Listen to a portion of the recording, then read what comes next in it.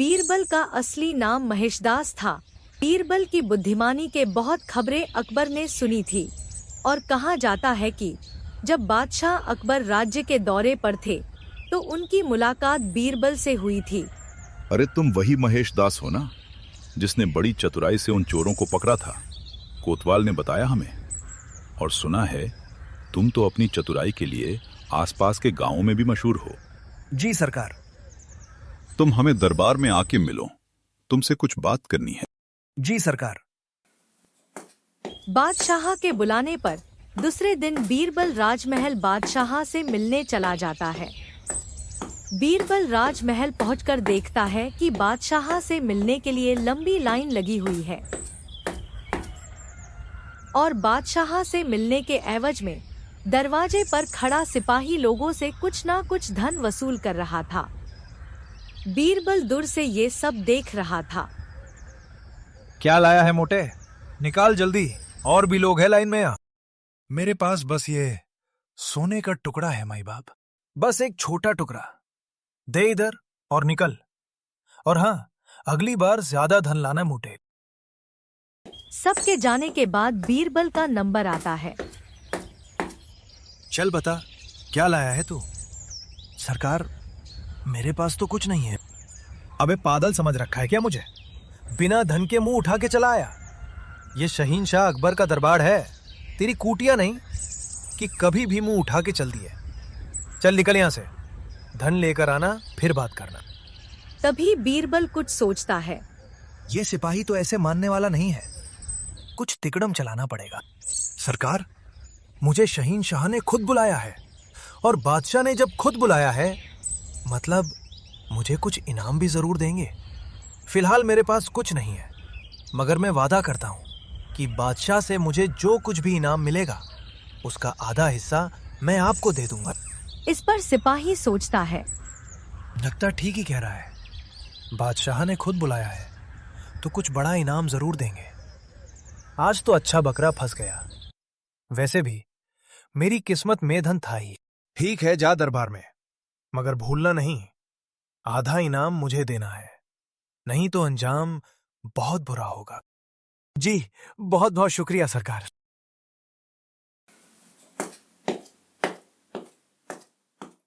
बादशाह का इकबाल बुलंद हो। कहो सिपाही, क्या बात है? शहीनशाह, कोई महेश दास नाम का आदमी आपसे मिलना चाहता है और कहता है कि आपने उसे दरबार में बुलाया है।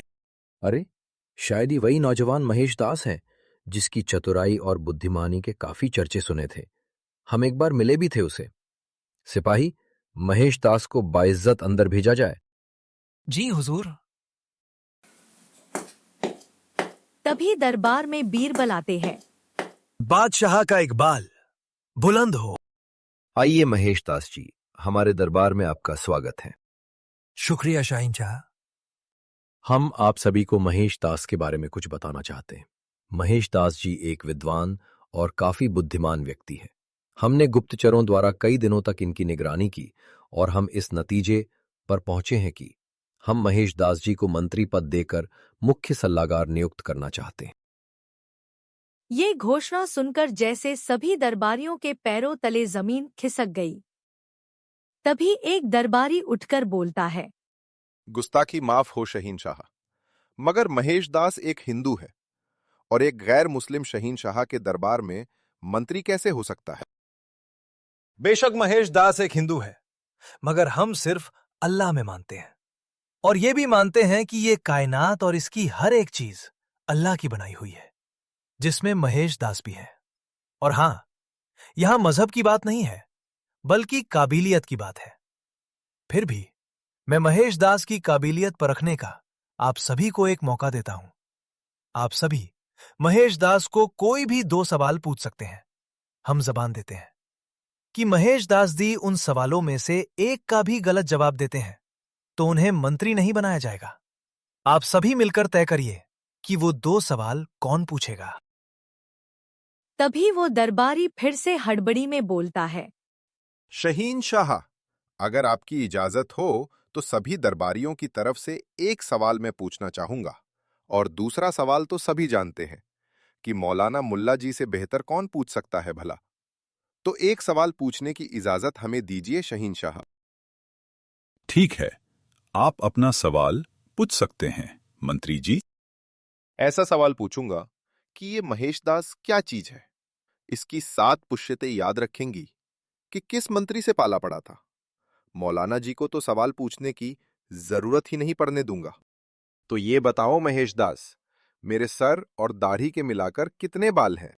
सभी हैरानी से उस दरबारी की ओर देखने लगे, क्योंकि उसने सवाल ही बड़ा अजीब पूछा था। मंत्री जी, आपका सवाल काफी अच्छा है।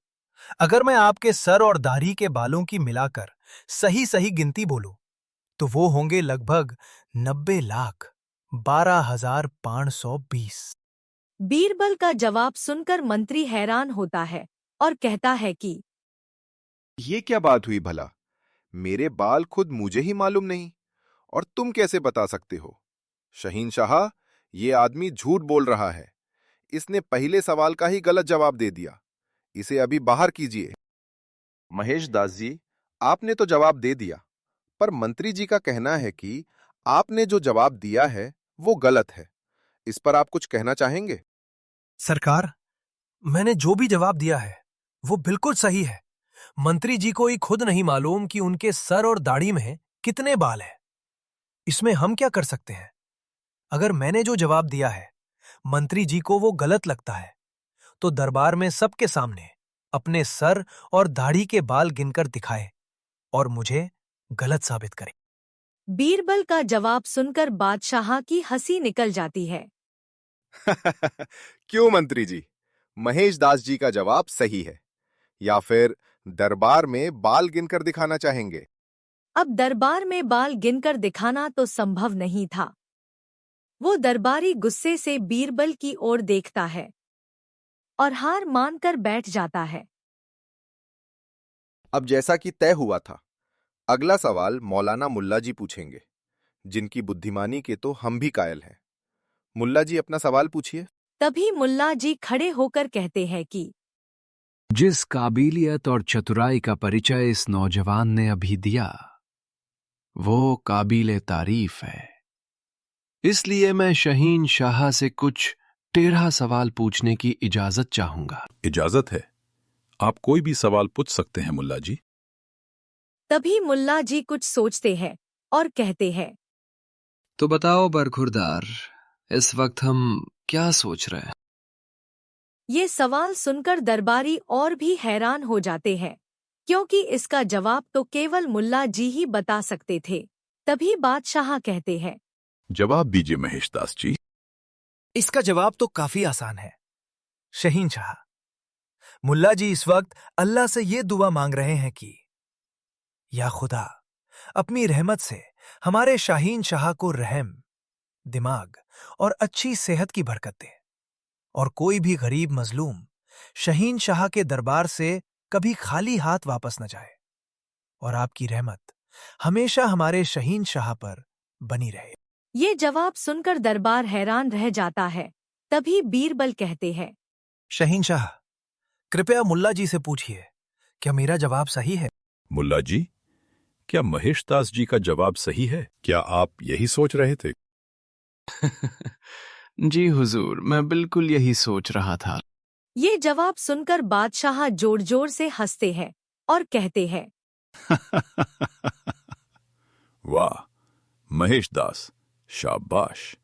जिस काबिलियत से तुमने दोनों सवालों के जवाब दिए वो सराहनीय है। मुल्ला जी के सवाल का इतनी आसानी से जवाब देते हमने किसी को नहीं देखा। तुमने तो उनके सवाल में ही उन्हें लपेट दिया।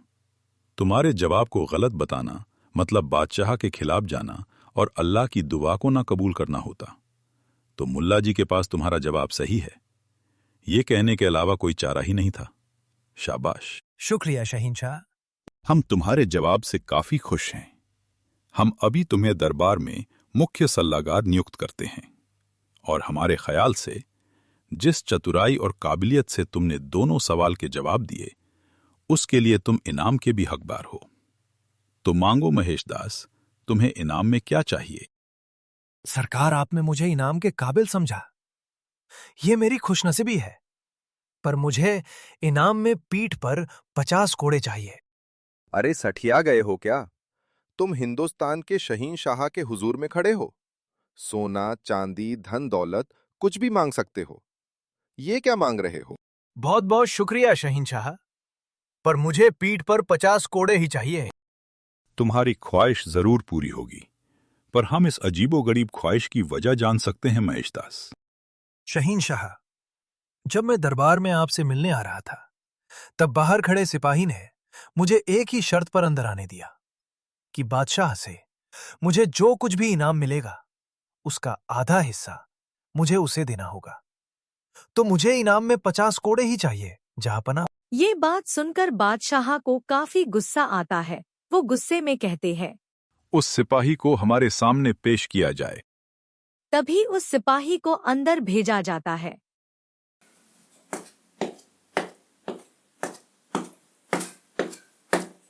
बादशाह का इकबाल बुलंद हो। हमने सुना है आप दरवाजे पर काफी उम्दा काम कर रहे हैं, इतना कि इस शख्स ने तो अपने इनाम का आधा हिस्सा तक तुम्हें देने का वादा तक कर डाला, और हम चाहते हैं कि इसके इनाम का आधा नहीं बल्कि पूरा हिस्सा तुम्हें दिया जाए। शुक्रिया शहींशाह। जानना नहीं चाहोगे इसने इनाम में क्या मांगा है? इस शख्स ने इनाम में 50 कोड़ों की मांग की है। ये सुनकर सिपाही डर जाता है और कहता है, रहम जा अपना, रहम, ऐसी गलती दोबारा नहीं होगी। सिपाहियों, ले जाओ इसे रहम जा अपना। और इसकी पीठ पर 50 कोड़े रसीद किए जाएं।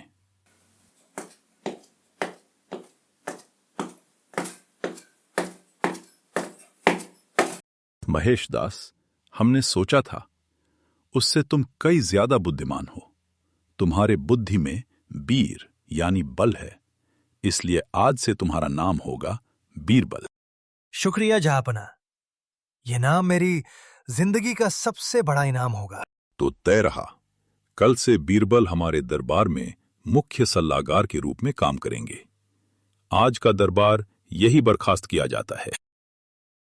ये खबर जंगल में आग की तरह फैल जाती है कि किसी बीरबल नाम के शख्स ने मुल्ला जी के सवालों के जवाब दिए और दरवाजे पर जो सिपाही है उसे बादशाह से 50 कोड़ों की सजा भी दिलवाई। अरे भाई, सुना है बादशाह के दरबार में बीरबल नाम का कोई आदमी आया है। सुना है काफी होशियार है, उसने मुल्ला जी के सवालों के जवाब दिए। हाँ पंडित जी, मैंने तो ये भी सुना है कि काफी नेकदिल इंसान है वो। गरीब और मजलूमों की हमेशा मदद करते हैं। उनकी ये बातें वहाँ से गुजर रहा एक शख्स सुन लेता है, जिसकी हालत बहुत खराब लग रही थी। अरे सुनो भाई, क्या वो मेरी भी मदद करेंगे?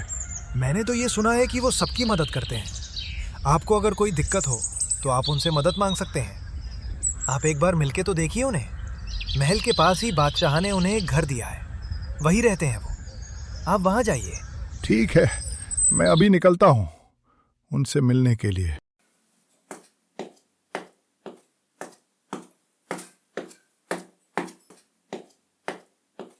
वो आदमी बीरबल के घर पहुंच जाता है। बीरबल बागीचे में कुर्सी डालकर बैठे होते हैं। क्या आप वही नए मंत्री जी हैं जिन्हें बादशाह ने बीरबल नाम दिया है? हाँ, मैं वही हूँ बाबा जी। आपको मुझसे कुछ चाहिए क्या? ये सुनकर वो आदमी बीरबल के कदमों में गिर जाता है। मेरी मदद करिए सरकार, मेरी मदद करिए। अरे ये क्या कर रहे हो बाबा जी? उठिए, आप रोइए मत। आप निसंकोच होकर बताइए क्या दिक्कत है। बीरबल जी, सेठ धनीराम और सेठ लाला राम ने मेरे 1 लाख सोने की मुद्रा धोखे से हड़प ली है। 1 लाख मोहरे, वो भी सोने की? इतना धन तुम्हारे पास होगा? ये तुम्हारी हालत देखकर तो नहीं लगता। और तुम कोतवाल के पास क्यों नहीं गए? गया था बीरबल जी, पर किसी को यकीन ही नहीं हुआ कि 1 लाख सोने की मोहरे मेरे पास होगी भी। और ये साबित करने के लिए कि मेरे पास 1 लाख सोने की मोहरे थी, इसका कोई सबूत भी मेरे पास नहीं है। यकीन तो मुझे भी नहीं हो रहा। ऐसा करो, तुम शुरू से बताओ, क्या क्या हुआ था? बीरबल जी, मुझे सोने की मोहरे जमा करने का काफ़ी शौक था। ये सोने की मोहरे मेरे ज़िंदगी भर की कमाई है। मैंने पिछले 50 साल केवल सोने की मोहरे जमा करने में लगा दिए। मैंने एक रोटी पे गुजारा कर लिया, अच्छे कपड़े तक नहीं खरीदे। नहीं, मेरे पास अच्छा घर है, बस मेरी जिंदगी भर की कमाई वो सोने की मोहरें ही थी। एक दिन मैंने सोचा कि आज मेरे पास 1 लाख सोने की मोहरें जमा हो चुकी है, अब मुझे 4 धाम यात्रा करनी चाहिए, कुछ पुण्य भी मिलेगा। पर मैं इस धन को रखूंगा कहाँ? घर में तो रख नहीं सकता, किसी ने चुराया तो? ऐसा करता हो सेठ लाला और धनीराम से पूछता हूँ, और वो काफी धनवान भी है, मेरी मोहरें उनके पास सुरक्षित रहेगी।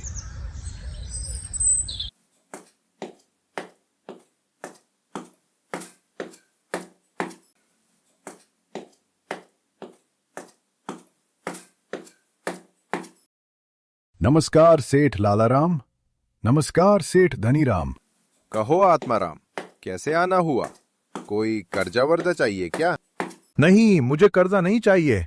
दरअसल मैं 4 धाम यात्रा पे जा रहा हूँ, तो मैं चाहता हूँ कि मेरे पास जो धन है वो आप लोग संभालें। उसके बदले मैं आपको 10 सोने की मोहरें दूंगा। 10 मोहरे, वो भी सोने की? इतना धन है तुम्हारे पास? जी है, पर बदले में आपको मेरे 1 लाख सोने की मोहरें मैं 4 धाम यात्रा से आने तक संभालनी होगी। जरूर जरूर, तुम धन लेकर तो आओ, हम हिफाजत करेंगे तुम्हारे धन की। और सुनो आत्माराम, ये धन लेकर पहाड़ी के पीछे एक पुराना पेड़ है, वहां लेकर आना, ताकि किसी को पता ना चले कि वो धन हमारे पास है, नहीं तो चोरी होने का खतरा है ना, इसलिए। जरूर, अभी लाता हूं सेठ जी। आत्माराम धन लेकर जंगल में पेड़ के पास पहुंचता है। वहां पहले से ही सेठ धनीराम और सेठ लालाराम खड़े होते हैं। अब ये धन आपके पास सुरक्षित तो रहेगा ना? आप निश्चिंत हो जाइए आत्माराम जी, ये धन अब सुरक्षित हाथों में है। अब आप 4 धाम के लिए निकल जाइए, लाओ वो धन मेरे पास। अभी तुम जाओ, हम इसे संभाल के रखते हैं। ठीक है सेठ जी। 4 धाम यात्रा से आने के बाद आत्माराम उन दोनों के पास जाता है। लाइए सेठ जी, मेरी मोहरें दे दीजिए। आपने मेरी मोहरें संभाली, इसके लिए मैं आपका सदा शुक्रगुजार रहूंगा। अरे कौन सी मोहरे? वही 1 लाख मोहरें सेठ जी, जो मैंने 4 धाम यात्रा पर जाने से पहले आपको दी थी। 1 लाख मोहरे? पागल हो गए हो क्या आत्माराम? इतना धन एक साथ तो किसी धनवान के पास भी नहीं होगा, और तू कहता है कि तूने हमको दिया? चल निकल यहां से। जिंदगी में सोने की एक मोहर भी देखी है कहीं तूने? ऐसा मत कीजिए सेठ जी, वो मोहरें मेरे जिंदगी भर की कमाई है। मैं आपको मोहरें संभालने की 20 की जगह 100 मोहरें दूंगा। कृपया मेरी मोहरें मुझे लौटा दीजिए। कोई सबूत या फिर गवाह है तेरे पास कि तूने हमें मोहरे दी? नहीं ना? तो चल निकल, अब तो खुद बादशाह भी तेरी मदद नहीं करेंगे। अब जाता है या फिर धक्के मार के निकालू तुझे? न जाने कहां कहां से चले आते हैं। मैं इसकी शिकायत कोतवाल से करूंगा। हाँ जा जा, जिसे बताना है बता। और आत्माराम रोते हुए वहां से चला जाता है। भाई कहीं इसने शिकायत बादशाह से की तो हम पकड़े तो नहीं जाएंगे ना? अरे नहीं, ये हो नहीं सकता। पहले तो बादशाह से मिलना इतना भी आसान नहीं, और महल के पास पहुंच भी गया तो अंदर जाने के लिए सिपाही को धन देना तो पड़ेगा ना, वो तो नहीं है इसके पास। और मान लो दरबार में पहुंच भी गया तो इसे ना धन देते किसी ने देखा, और ना कोई यकीन करेगा कि इसके पास इतना धन होगा भी। तो चिंता मत कर। और मैं कोतवाल के पास भी गया था, मगर कोई सबूत न होने के कारण कोतवाल ने भी मेरी मदद नहीं की। तुम चिंता मत करो, तुम कल दरबार में आना, मैं उन दोनों को भी दरबार में बुलाता हूं। तुम्हें तुम्हारा धन जरूर मिलेगा। अभी तुम घर जाओ। और वो आदमी वहां से चला जाता है। आज के दरबार की कार्रवाई शुरू की जाए। और बीरबल जी, कल आपने किसी आत्माराम के मोहरों की ठगी के मसले के बारे में बताया था, क्या आत्माराम दरबार में मौजूद है? जी शहीनशाह, मैं आत्माराम को दरबार में बुलाने की इजाजत चाहूंगा। इजाजत है। आत्माराम को दरबार में हाजिर किया जाए। तभी आत्माराम दरबार में आता है। बादशाह का इकबाल बुलंद हो। बताओ आत्माराम, किस बात की शिकायत की थी तुमने बीरबल जी से? हमें विस्तार से बताओ, जो भी तुमने बीरबल जी को बताया। तभी आत्माराम जो भी उसके साथ हुआ वो विस्तार से बादशाह को बताता है। उसे सुनकर बादशाह कहते हैं, आत्माराम, तुमने जो कहा वो तो ठीक है, पर हमें सेठ धनीराम और सेठ लालाराम का भी पक्ष सुनना पड़ेगा। सेठ धनीराम और सेठ लालाराम को दरबार में पेश किया जाए। तभी सेठ धनीराम और सेठ लालाराम दरबार में आते हैं। सेठ धनीराम और सेठ लालाराम, आत्माराम ने तुम दोनों पर उनकी 1 लाख मोहरे ठगने का आरोप लगाया है। तुम दोनों को अपनी सफाई में कुछ कहना है। शहीनशाह, ये आदमी झूठ बोल रहा है।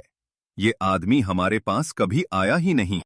और आपको इसे देखकर लगता भी है कि इसके पास 50 भी मोहरे सोने की होंगी भी। ये आदमी गरीबी दिखाकर धनवान लोगों को आपके जरिए ठगना चाहता है सरकार। आप इसे दंड दीजिए ताकि कोई दोबारा ऐसा ना कर सके। आत्माराम, तुम्हारे पास कोई सबूत या गवाह है जिससे तुम ये साबित कर सको कि तुम्हारे पास इतनी मोहरे थी, या फिर तुमने इनको वो 1 लाख मोहरे दी थी? तभी वो मंत्री उठकर कहता है, गुस्ताखी माफ हो शहीनशाह, पर यह मसला तो बीरबल जी लेकर आए हैं और उनकी बुद्धिमानी की वजह से आपने उन्हें मुख्य सल्लागार भी बनाया है, तो क्यों ना ये मसला भी उन्हीं को हल करने दिया जाए। वो मंत्री जानता था कि ये मसला काफी पेचीदा है, ठगी तो हुई होगी, नहीं तो बादशाह के सामने आने की हिम्मत ऐसे ही कोई नहीं कर सकता। मगर बात यह है कि इसका कोई सबूत भी नहीं था। अगर बीरबल ये साबित नहीं कर सके कि अपराधी ये दोनों है, तो बादशाह से कहकर बीरबल को दरबार से निकाला जा सकता है। ठीक ही कहा तुमने। ये मसला तो बीरबल जी को ही हल करना चाहिए। क्यों बीरबल जी, आप ये मसला हल करना चाहेंगे? अगर शहीनशाह इजाजत दे तो मैं ये मसला जरूर हल करना चाहूंगा। तो ठीक है, हम भी देखना चाहेंगे कि आप किस तरह इस मसले को हल करेंगे। पर याद रखिए, किसी पर भी अन्याय नहीं होना चाहिए, इसका ख्याल रखिएगा। तभी बीरबल खड़े होकर कहते हैं, आत्माराम, तुम जब धन इन दोनों को दे रहे थे तब वहां कोई था जिसने तुम्हें मोहरे देते देखा हो? नहीं बीरबल जी, वहां कोई नहीं था। ठीक से याद करो आत्माराम, वहां कोई तो होगा। नहीं बीरबल जी, इन दोनों ने मुझे जंगल में बुलाया था। वहां घना जंगल और एक बरगद के पेड़ के अलावा कोई नहीं था। ऐसे कैसे कोई नहीं था? तुमने अभी तो बताया कि वहां एक बरगद का पेड़ था। मैंने सुना है कि वो पेड़ जादुई है। तो मेरे हिसाब से तुम्हारी ओर से गवाही वो बरगद का पेड़ देगा। जाओ, उस बरगद के पेड़ की एक टहनी तोड़कर ले आओ। वो टहनी भी जादुई होगी। वही टहनी तुम्हारे पक्ष में गवाही देगी, नहीं तो तुम्हें तुम्हारा धन नहीं मिलेगा।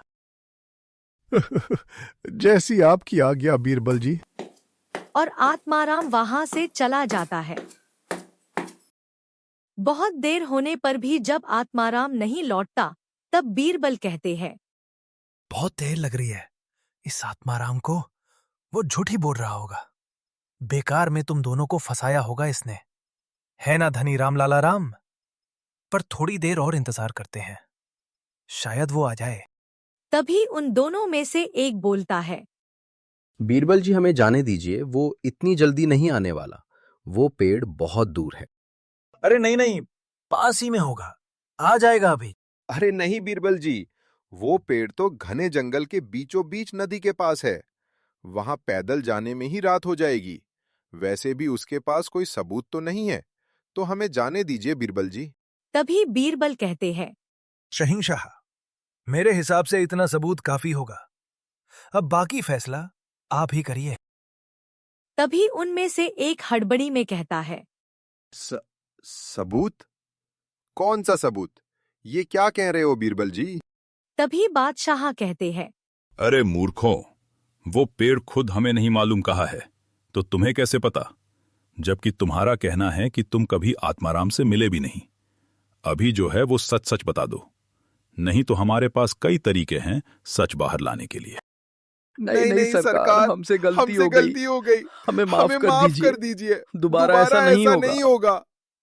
तुम दोनों ने एक गरीब की जिंदगी भर की कमाई लुटने की कोशिश की, इतना धन होने के बाद भी इतना लालच।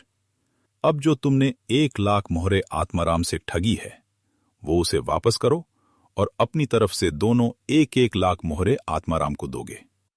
उन्हीं 2 लाख मोहरों का व्यवसाय उसे शुरू करके देना। अगर गलती से भी उस व्यापार में घाटा हुआ तो तुम्हें फांसी पर लटका देंगे हम। और सैनिकों, इन दोनों को ले जाकर इनकी पीठ पर 50-50 कोड़े कस के लगाए जाएं, ताकि दोबारा कोई ऐसा करने की हिम्मत न कर सके।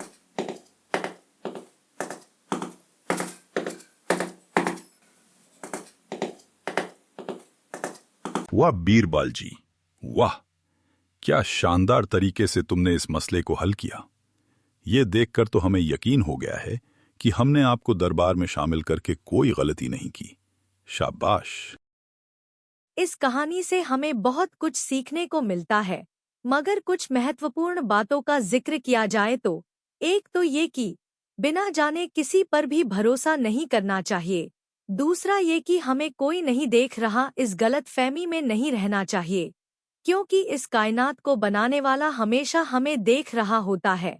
तो किसी के साथ गलत कभी नहीं करना चाहिए और हर समस्या का समाधान हमारे पास ही होता है। पर बीरबल की तरह दिमाग का सही इस्तेमाल करना हमें सीखना होगा।